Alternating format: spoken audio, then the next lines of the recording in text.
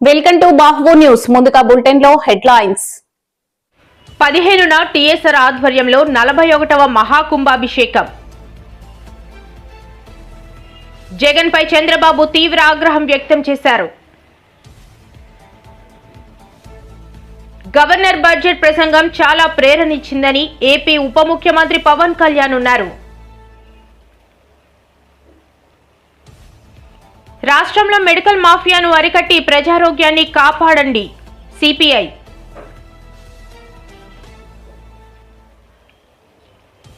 ఈరోజు ఆంధ్రప్రదేశ్ అసెంబ్లీలో గవర్నర్ ప్రసంగంపై జరిగిన చర్చలో విశాఖ ఉత్తర ఎమ్మెల్యే విష్ణుకుమార్ రాజు పాల్గొని మాట్లాడారు.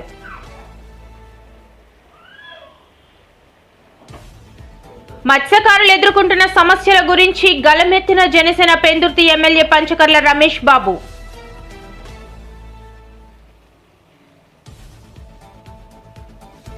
మహాత్మా గాంధీ జాతీయ గ్రామీణ ఉపాధి హామీ చట్ట పరిరక్షణ యాత్ర నేడు ప్రకాశం జిల్లాలో కొనసాగింది.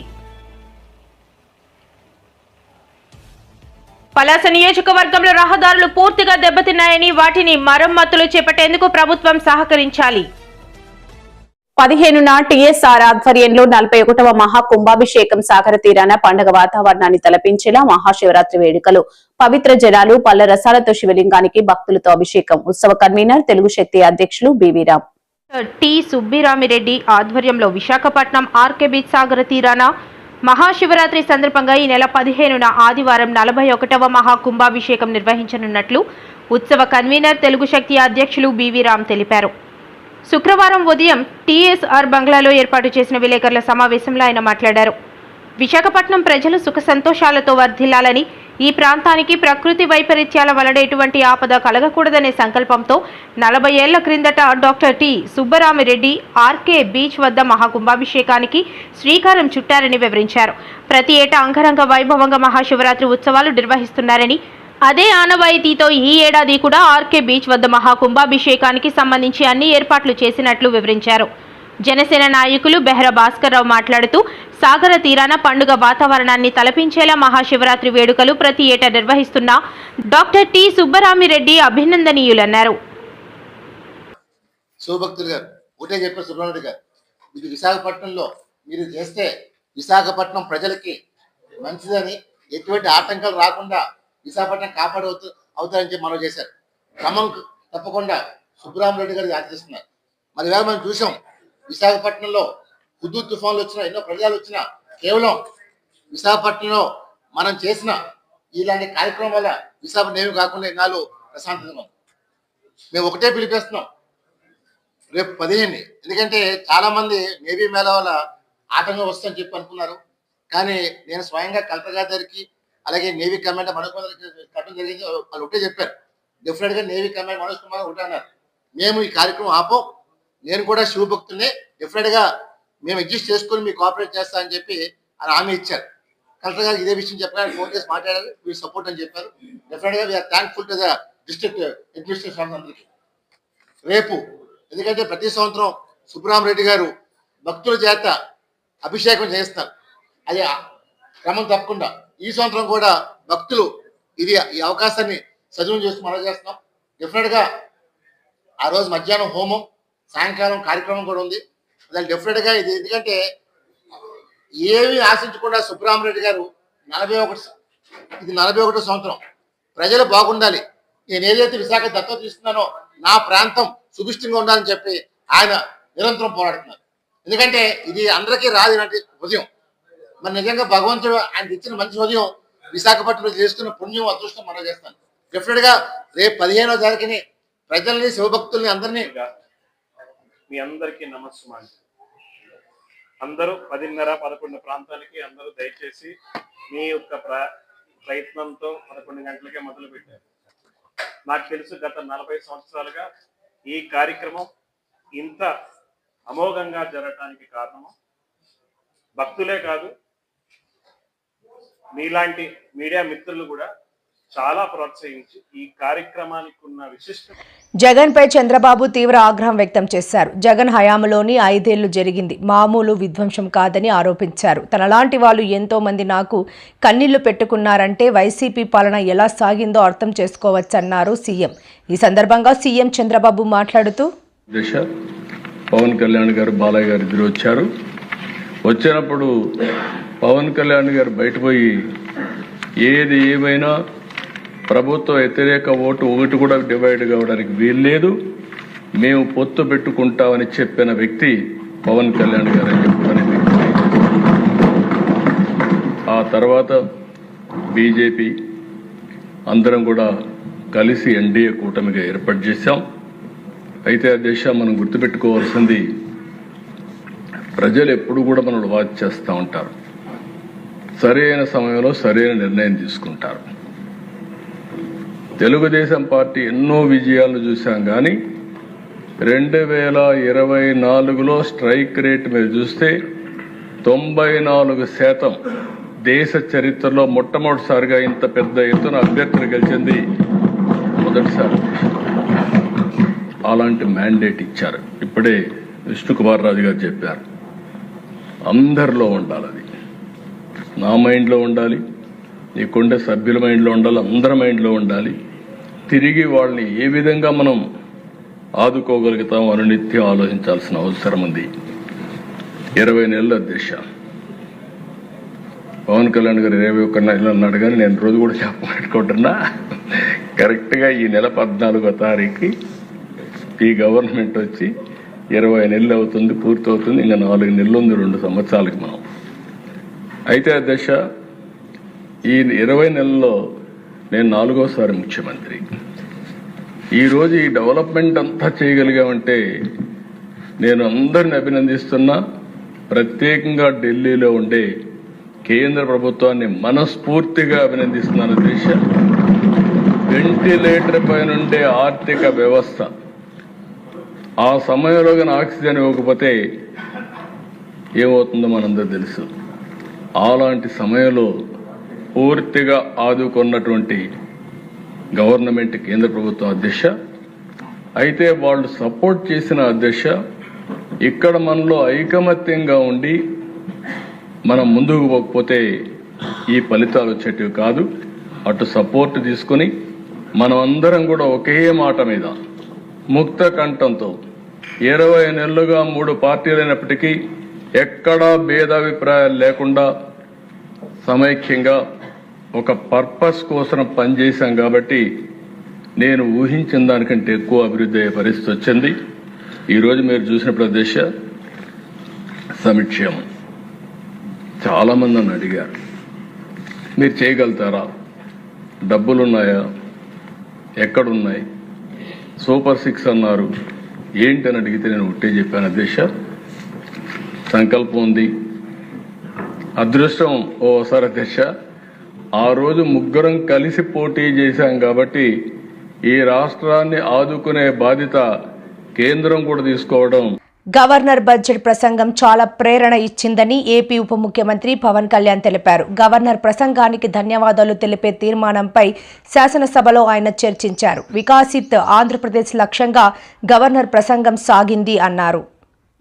గెలిపించి ఈ నేలకి సేవ చేసిన భాగ్యం కలిగించినందుకు 5 కోట్ల రాష్ట్ర ప్రజలకు కృతజ్ఞత చేతులెత్తి నమస్కరిస్తున్నాను. రాష్ట్ర ప్రజలకి అండగా నిలబడుతున్న టీడీపీ, బీజేపీ, జనసేన పార్టీల నాయకులకి, కార్యకర్తలకు కూడా నేను నమస్కరిస్తున్నాను. నీలో సాహసం ఉంటే దేశం అంధకారంలో ఉంటుందా అని కవి శేషేంద్ర గారు రాసిన వాక్యానికి నిలువెత్తు ప్రతిరూపం భారతదేశ గౌరవ ప్రధానమంత్రి శ్రీ నరేంద్ర మోదీ గారు. వారు అందిస్తున్న సహకారానికి ఎన్డీఏ కూటమి తరఫున, ఆంధ్రప్రదేశ్ రాష్ట్ర ప్రజల తరఫున నా హృదయపూర్వక ధన్యవాదాలు తెలియజేస్తున్నాను. ఆంధ్రప్రదేశ్ రాష్ట్ర ప్రథమ పౌరులు, రాజ్యాంగ సంరక్షకులు, రాజ్యాధినేత justice former supreme court justice S Abdul Nazeer గారు చేసిన బడ్జెట్ ప్రసంగం చాలా ప్రేరణ ఇచ్చింది. ఆంధ్ర రాష్ట్ర భవిష్యత్తుకు బలమైన పునాదులు వేసింది. వికసిత్ భారత్లో భాగంగా వికసిత్ ఆంధ్రప్రదేశ్ లక్ష్యంగా సాగింది. గౌరవ రాజ్యపాలకులు శ్రీ అబ్దుల్ నజీర్ గారు బడ్జెట్ ప్రసంగం వింటున్నంతసేపు ఆద్యంతం భారతరత్న శ్రీ అటల్ బిహారీ వాజ్పేయి గారి మాటలే నా మనసులో మెదిలినాయి. వారు అన్న మాటలు, Bharat needs a government that cares, Bharat needs a government that will reach out to the last person the last. ఆ స్ఫూర్తితోనే గౌరవ ముఖ్యమంత్రి శ్రీ నారా చంద్రబాబు నాయుడు గారి నేతృత్వంలో నడుస్తున్న ఎన్డీఏ కూటమి ప్రభుత్వం దివ్యాంగులకి ఇచ్చే పెన్షన్లు 3,000 నుంచి 6,000కి చేశారు. మంచం నుంచి లేవలేని దివ్యాంగులకి 6,000 నుంచి 15,000 అందిస్తున్నారు. సామాజిక పెన్షన్లు 3,000 నుంచి 4,000కి పెంచారు. రాష్ట్ర వ్యాప్తంగా 63.25 లక్షల మందికి ఈ పెన్షన్ల ద్వారా 2,738 కోట్ల రూపాయలు అందజేస్తున్నారు. ప్రతి విద్యార్థికి 15,000 రూపాయల చొప్పున 67 లక్షల విద్యార్థులకు సంబంధించి 42 లక్షల తల్లుల ఖాతాల్లోకి నేరుగా 10,000 కోట్లు జమ చేశారు. మెగా డిఎస్సి ద్వారా 16,000 ఉపాధ్యాయ పోస్టులు భర్తీ చేయడం, మెగా పేరెంట్స్ టీచర్స్ మీటింగ్స్ పెట్టడం, విద్యార్థుల మధ్యాహ్న భోజన పథకానికి అపరాన్నపూర్ణ మహాతల్లి డొక్కా సీతమ్మ గారి పేరు పెట్టేందుకు గౌరవ మంత్రివర్యులు శ్రీ నారా లోకేష్ గారికి నా అభినందనలు, ధన్యవాదాలు తెలియజేస్తాను. మనకి అన్నం పెట్టే రైతాంగం కష్టాలు, కౌలు రైతుల కన్నీటి కథలు, అప్పులు, మరణాలు విన్నప్పుడల్లా ఆధునిక మహాభారతంలోని పంక్తులు జ్ఞప్తికి వస్తాయి. పొలాల కోరిక ఏమిటి? పంటలు పండించి మనిషి ఆకలి తీర్చాలనే కదా అని దున్నే రైతు అనుకుంటా ఉంటే, అందరి ఆకలి తీర్చడం కోసం దుక్కి దున్నే నా ఆకలి ఎలా తీర్చుకోవాలో నాకు తెలియడం లేదు. నా బతుకొక సున్నా కానీ నడుస్తున్నా. చెట్టుగా ఉంటే ఏడాదికి ఒక వసంతమన్నా దక్కేది, కానీ మనిషిని అన్ని వసంతాలు కోల్పోయానని రైతు బాధపడతా ఉంటే, అలాంటి అన్నం పెట్టే రైతాంగాన్ని గత ప్రభుత్వం రైతుల నుంచి కొనుగోలు చేసిన ధాన్యానికి 1,674 కోట్లు చెల్లించకపోతే గౌరవ ముఖ్యమంత్రి శ్రీ నారా చంద్రబాబు నాయుడు గారి నాయకత్వంలోని ఈ ఎన్డీఏ కూటమి ప్రభుత్వం వచ్చిన వెంటనే 1,674 కోట్ల బకాయిలు చెల్లించింది అధ్యక్ష. అది కాకుండా అది పే చేసిన తర్వాత దాని తర్వాత 10,650 కోట్లు రాష్ట్రంలో మెడికల్ మాఫియాను అరికట్టి ప్రజారోగ్యాన్ని కాపాడండి. సిపిఐ ఫిబ్రవరి 14న జిల్లా కలెక్టర్ ఆఫీస్ వద్ద నిరసన జయప్రదం చేయండి. మధురవాడలో శుక్రవారం గోడ పత్రిక ఆవిష్కరణ చేసిన సిపిఐ నాయకులు, రాష్ట్రంలో రాజ్యాంగం ప్రజలకు కల్పించినటువంటి ఆరోగ్యంపై స్పష్టంగా ఉన్నప్పటికీ మెడికల్ మాఫియా ఈ రాష్ట్రంలో ప్రజల ఆరోగ్య జీవన స్థితిగతులను అతలాకులతరం చేస్తుంది. ఏమాత్రం అనారోగ్యంతో హాస్పిటల్కి వెళ్తే వాడి జీవితం సర్వనాశనం అయిపోయినట్టే లెక్క.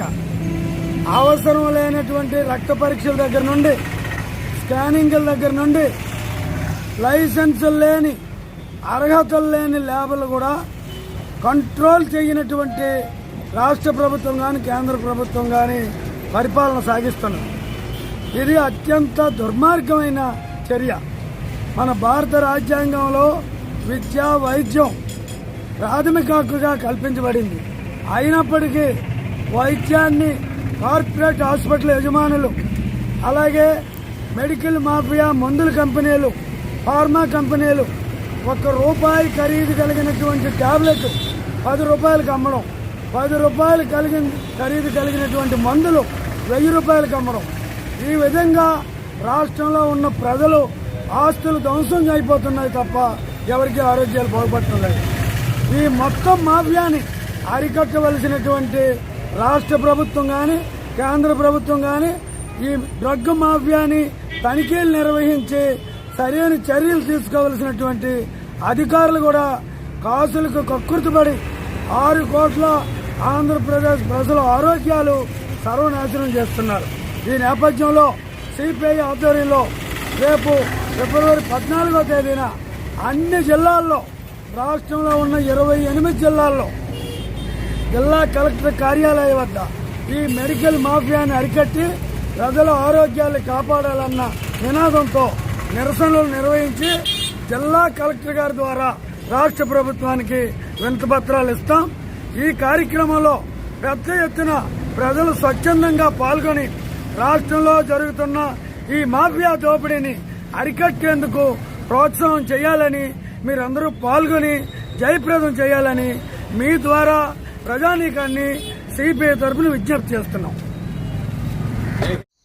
ఈరోజు ఆంధ్రప్రదేశ్ అసెంబ్లీలో గవర్నర్ ప్రసంగంపై జరిగిన చర్చలో విశాఖ ఉత్తర ఎమ్మెల్యే విష్ణుకుమార్ రాజు పాల్గొని మాట్లాడారు. ఈ సందర్భంగా గవర్నర్ ప్రసంగంలో ప్రస్తావించిన అంశాలపై సమగ్రంగా స్పందిస్తూ రాష్ట్ర అభివృద్ధి, ప్రజా సంక్షేమం, పారదర్శక పాలన, యువతకు ఉపాధి అవకాశాలు, మౌలిక సదుపాయాల విస్తరణ వంటి అంశాలపై స్పష్టమైన అభిప్రాయాలను వ్యక్తం చేశారు. కూడా బయటకు వెళ్ళిపోయినాయి అధ్యక్ష. ఏదైతే అమర్రాజా బ్యాటరీ ఉందో, ఐబిఎం ఉందో, హెచ్ఎస్బిసి ఉందో, అలాగే ఐటీ కంపెనీస్ కూడా రాష్ట్రం నుంచి బయటికి వెళ్ళిపోయిన పరిస్థితి ఉంది అధ్యక్ష. అట్లాగే అధ్యక్ష కియా మోటార్స్ కూడా బయటికి వాళ్ళకి బెదిరింపులు కూడా జరిగిన విషయం మీ అందరికీ తెలుసు అధ్యక్ష. ఇదివరకు డెమోక్రటిక్ గా కాకుండా డిక్టేటర్ కింద పరిపాలన చేసిన విధానాన్ని కూడా మనము గుర్తు చేసుకోవాల్సిన అవసరం ఉంది అధ్యక్ష. అసెంబ్లీలో బూతులు మాట్లాడుతూ అసలు డెమోక్రసీని కూడా డిగ్రేడ్ చేసే పరిస్థితి చేశారు అధ్యక్ష.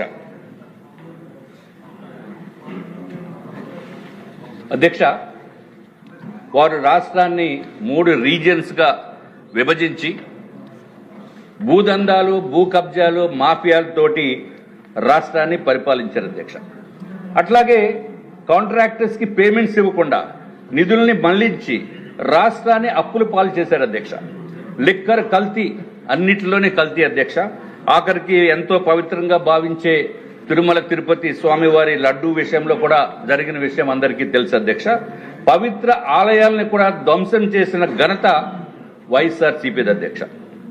విశాఖపట్నంలో అయితే ఋషికొండని సర్వనాశనం చేసి అక్కడ ఆయనకు కావలసిన విధంగా సుమారు 500 కోట్ల రూపాయలతోటి ఒక ప్యాలెస్ లాంటి భవనాలను నిర్మించుకున్నారు అధ్యక్ష. శాంతి భద్రతలను కంప్లీట్ గా గాలికి వదిలేశారు అధ్యక్ష. ప్రస్తుత గౌరవ ముఖ్యమంత్రి నారా చంద్రబాబు నాయుడు గారిని, ఉప ముఖ్యమంత్రి వర్యులు పవన్ కళ్యాణ్ గారిని కూడా విశాఖపట్నం వచ్చినప్పుడు వారిని అడ్డుకొని ఏ విధంగా దుర్మార్గపు పనులు చేశారో అది కూడా మనం గుర్తుకు తీసుకురావాల్సిన అవసరం ఉంది అధ్యక్ష. అట్లాగే అధ్యక్ష వారి హయాంలో ఎక్కడా కూడా ఇండస్ట్రీస్ కానీ, ఐటీ కంపెనీలు కానీ కొత్తగా తెచ్చింది లేదు, శంకుస్థాపన చేసింది అసలు లేదు అధ్యక్ష.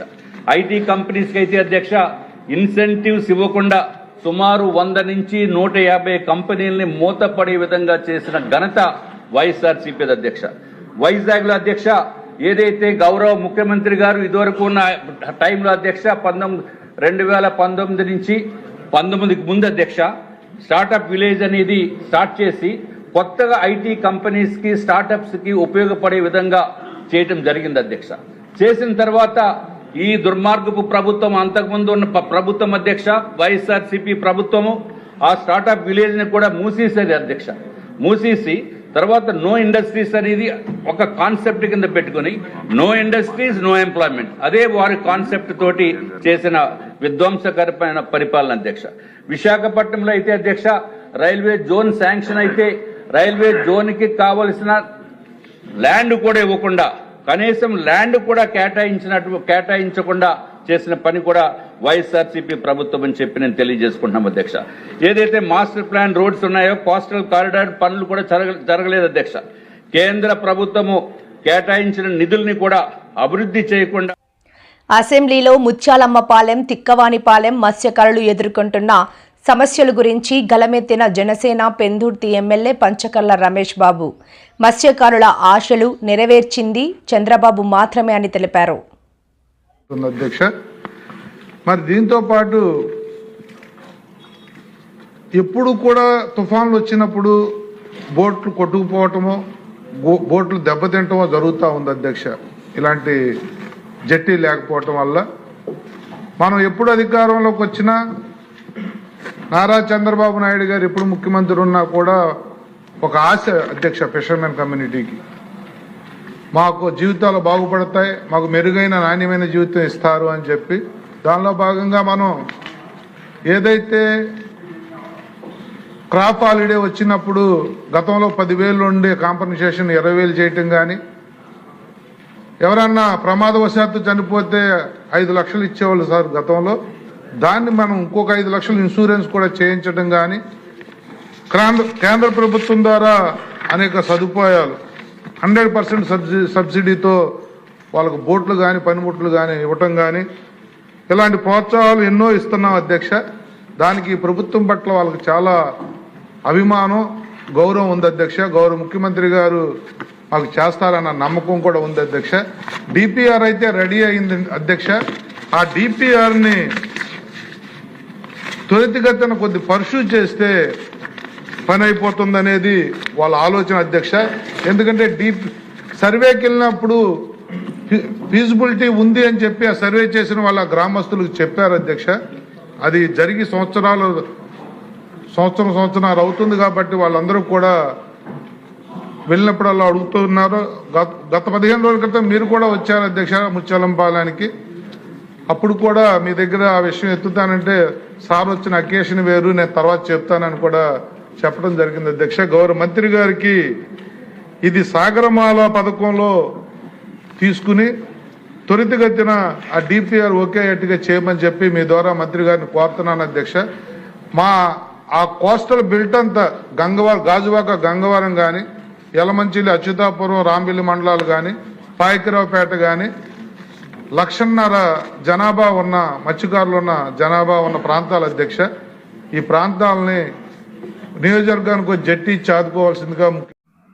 మహాత్మా గాంధీ జాతీయ గ్రామీణ ఉపాధి హామీ చట్టం పరిరక్షణ యాత్ర నేడు ప్రకాశం జిల్లాలో కొనసాగింది. కొండెపి నియోజకవర్గం పాకల గ్రామంలో నిర్వహించిన రచ్చబండ కార్యక్రమంలో ఉపాధి హామీ శ్రామికుల ఆవేదన వర్ణనాతీతం. 5 రోజులు పని ఇస్తాము అంటే నమ్మడానికి ప్రజలేమన్నా గొర్రెలా పిచ్చివాళ్ళ? కనీసం 100 రోజులు చట్ట ప్రకారం 100 రోజులు పని ఇవ్వాలి, ఎక్కడా ఇవ్వలేదు. కేవలం 52 రోజులే ఇచ్చారు. 100 రోజులు పని కూడా ఇవ్వలేని వాళ్ళు, కేవలం 52 రోజులు పనే ఇచ్చిన వాళ్ళు 125 రోజులు ఇస్తాము అని చెప్తుంటే నమ్మడానికి ప్రజలేం పిచ్చివాళ్ళు కాదు, వెర్రి వాళ్ళు అంతకంటే కాదు. వీళ్ళు 125 రోజులు మేము పని ఇస్తాము అని చెప్తున్న మాట పూర్తిగా అవాస్తవం, అబద్ధం, మోసం, ఒక బూటకం. దీన్ని ఎవరూ కూడా నమ్మకండి. నిజంగానే వీళ్ళకు 125 రోజులు ఇచ్చి నడిపే చిత్తశుద్ధి ఉంటే కనీసం 100 రోజులైనా పోయిన సంవత్సరము ఎందుకు ఇవ్వలేదు? నిజంగానే వీళ్ళకు 125 రోజులు ఇచ్చే చిత్తశుద్ధి ఉండి నడిపే చిత్తశుద్ధి ఉంటే కనీసం ఉన్న జాబ్ కార్డులు కూడా తొలగిస్తున్నారు అంటే వీళ్ళకి ఏమాత్రం చిత్తశుద్ధి ఉన్నట్టు? ఎందుకు తొలగిస్తారు ఇన్ని జాబ్ కార్డులు? 18.5 లక్షల జాబ్ కార్డులు తొలగించారు అంటే వీళ్ళకి నిజంగానే ఉపాధి హామీ నడిపే చిత్తశుద్ధి ఉన్నట్టా లేనట్టా? 100 రోజులు కూడా నడపలేదంటే వీళ్ళకు ఉపాధి హామీ మీద చిత్తశుద్ధి ఉన్నట్టా లేనట్టా? మాటికి లేదు. ఇది కాంగ్రెస్ పార్టీ తెచ్చిన పథకము. దీంట్లో లబ్ధి పొందే వాళ్ళంతా కాంగ్రెస్ పార్టీ వైపు తిరుగుతున్నారు. దీన్ని ఎలాగైనా ఎత్తేయాలి, ఉపాధి హామీ పని లేకుండా చేయాలనే కుట్ర పన్ని చేస్తుంది బీజేపీ పార్టీ. అందుకే ఈరోజు కనీసం 100% నిధులు ఇచ్చే వాళ్ళు కేవలం 60% ఇస్తామంటున్నారు, మిగతా 40% రాష్ట్రాన్ని పెట్టుకోమంటున్నారు. వాస్తవంగా ఆలోచన చేసి చెప్పండి, మన రాష్ట్రానికి, ఆంధ్ర రాష్ట్రానికి కనీసం ప్రభుత్వ ఉద్యోగస్తులకు జీతాలు ఇవ్వడానికి కూడా డబ్బులు లేవు. ఇప్పటికే 14 లక్షల అప్పుల కుప్ప అయింది మన రాష్ట్రం. జగన్మోహన్ రెడ్డి గారు, చంద్రబాబు గారు అప్పు చేసిన అప్పుల వల్ల కనీసం జీతాలు ఇచ్చుకోవడానికి డబ్బులు లేకపోతే మరి ఉపాధి హామీ పెట్టుకోవడానికి మన రాష్ట్రం దగ్గర డబ్బులు ఉన్నాయా? ముమ్మాటికి లేవు. చంద్రబాబు గారి దగ్గర డబ్బులు లేవు. కాబట్టి ఉపాధి హామీకి డబ్బులు ఇవ్వండి అని ఇప్పుడే అడుక్కుని తిరుగుతున్నాడు. పార్లమెంటులోనేమో మద్దతు ఇచ్చారు, ఉపాధి హామీ బిల్లు మారుస్తుంటే 60% కేంద్రం పెట్టుకుంటుంది, 40% రాష్ట్రం పెట్టుకుంటుంది అని. అక్కడ మద్దతు ఇవ్వడం ఎందుకు, మళ్ళీ ఇక్కడ అడుక్కొని తిరగడం ఎందుకు? చంద్రబాబును కూడా సూటిగా ప్రశ్నిస్తుంది కాంగ్రెస్ పార్టీ. ఇది భావ్యం కాదు. మన రాష్ట్ర ప్రజల జీవితాలతో ఆటలు ఆడుకుంటున్నారు ఈ రాజకీయ నాయకులు. ఎవరైనా మాట్లాడుతున్నారా? కూటమి సర్కారు ఎలాగో మాట్లాడదు. చంద్రబాబు గారు, పవన్ కళ్యాణ్ గారు బీజేపీ మీద ఎలాగో మాట్లాడరు. కనీసం జగన్మోహన్ రెడ్డి గారైనా మాట్లాడుతున్నారా అంటే ఆయన కూడా మాట్లాడటం లేదు. ఎందుకంటే ఆయన కూడా బీజేపీకి అమ్ముడుపోయాడు కాబట్టి, ఆయన కూడా బీజేపీ మోడీ దత్తపుత్రుడు కాబట్టి, ఆయన కూడా బీజేపీకి బినామీగా మారాడు కాబట్టి. రాజశేఖర్ రెడ్డి గారు పలాస నియోజకవర్గంలో రహదారులు పూర్తిగా దెబ్బతిన్నాయని, వాటిని మరమ్మతులు చేపట్టేందుకు ప్రభుత్వం సహకరించాలని పలాస ఎమ్మెల్యే శిరీష కోరారు. శుక్రవారం అసెంబ్లీలో ఆమె మాట్లాడుతూ గత ప్రభుత్వ హయాంలో రహదారులు గాలికి వదిలేశారని, దీంతో గ్రామ ప్రజలు ఇబ్బందులు ఎదుర్కొంటున్నారని సభ దృష్టికి తీసుకువచ్చారు. పల్లెల్లో రోడ్లకి మనం గ్రాంట్ చేశాం అధ్యక్ష. అయితే చాలా వరకు ఆ రోడ్లు పూర్తి కాలేదు అధ్యక్ష. తర్వాత వచ్చిన 1924 మధ్య ఆ ప్రభుత్వం ఆ రోడ్లను పూర్తిగా విస్మరించింది అధ్యక్ష. ఈరోజు మన ప్రభుత్వంలోని దాదాపు అన్ని గ్రామాల్లోని పిఆర్ ద్వారా, ఆర్ఎన్పి ద్వారా మిగతా రోడ్లని చాలా ఫాస్ట్ గా ఎన్ఆర్జీఎస్ నిధుల ద్వారా జరుగుతున్నాయి అధ్యక్ష. అయితే ఈ ఏఐఐబిలో ఉన్న పల్లెల్లో మాత్రం రోడ్లని హోల్డ్లో పెట్టారు అధ్యక్ష. గ్రామాల్లోకి వెళ్తున్నప్పుడు మిగతా గ్రామాల్లోని రోడ్లు అవుతున్నాయి, మా దగ్గర ఎందుకు అవ్వటం లేదని అడుగుతున్న గ్రామస్తులకి మేము టెక్నికల్ ప్రాబ్లం చెప్పినా కూడా అది వాళ్ళు అర్థం చేసుకోలేకపోతున్నారు అధ్యక్ష. అసెంబ్లీ పరంగా ఇది రెండోసారి ఈ ప్రశ్న అడుగుతున్నాను అధ్యక్ష. దయచేసి ఆ ఏఐఐబి మన ఏ సంస్థకి ఇచ్చామో వాళ్ళ రోడ్లు పూర్తి చేయకపోతే కనీసం వాటిని ఎన్ఆర్జీఎస్ ఆర్ పిఆర్ ఆర్ఎన్బి కన్నా బదిలీ చేసి వాటి రోడ్లకు కూడా మాకు పర్మిషన్ ఇవ్వగలిగితే మేము కలెక్టర్ ద్వారా అక్కడున్న అధికారుల ద్వారా పర్మిషన్ తెచ్చుకుంటాం అధ్యక్ష. దయచేసి వీటి మీద సమాధానం సదరు మంత్రి గారి ద్వారా తీసుకోవాల్సిందిగా కోరుకుంటున్నాం.